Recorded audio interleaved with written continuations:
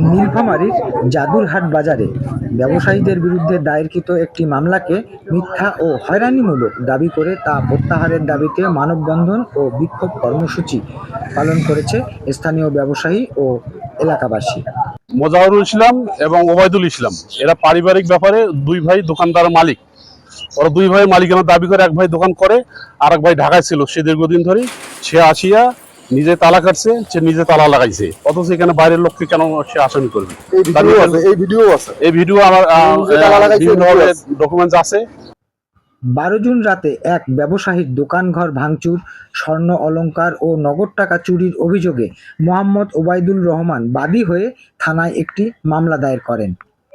পূর্ব শত্রুতার জেরে এবং দোকানঘরের মালিকানা নিয়ে বিরোধের কারণে সম্পূর্ণ উদ্দেশ্য প্রণোদিতভাবে ব্যবসায়ী মোহাম্মদ মাসুম ইসলাম, মোজাহরুল হক ও হাবিবুর রহমানের বিরুদ্ধে এই সাজানো মামলা করা হয়েছে বলে মানববন্ধনে অভিযোগ করেছে স্থানীয় ব্যবসায়ীরা।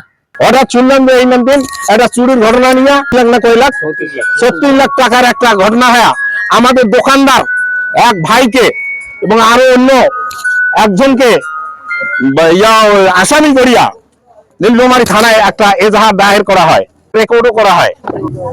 মানববন্ধন ও সমাবেশে বক্তব্য রাখেন জাদুরহাট কেন্দ্রীয় মসজিদের ইমাম মাওলানা আব্দুল জলিল, বিশিষ্ট ব্যবসায়ী আলহাজ ওবায়দুর রহমান শাহ, হাট ইজারাদার শফিক চৌধুরী বাবু।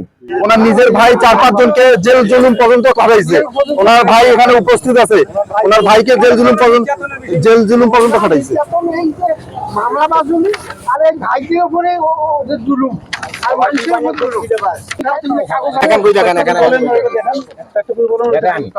এই একটা কাগজ, হ্যাঁ, এই যে এই একটা, বুঝলেন, এই একটা, হ্যাঁ,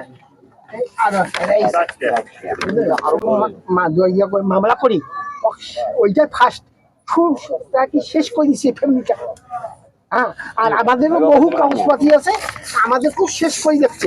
অবিলম্বে এই হয়রানিমূলক মামলা প্রত্যাহার করে ঘটনার সুষ্ঠু তদন্তের দাবি জানানো হয়েছে। এছাড়া কর্মসূচির হুঁশিয়ারি দিয়েছেন ব্যবসায়ীরা। সুভাষ বিশ্বাস, গণকণ্ঠ প্রতিবেদক, নীলফামারী।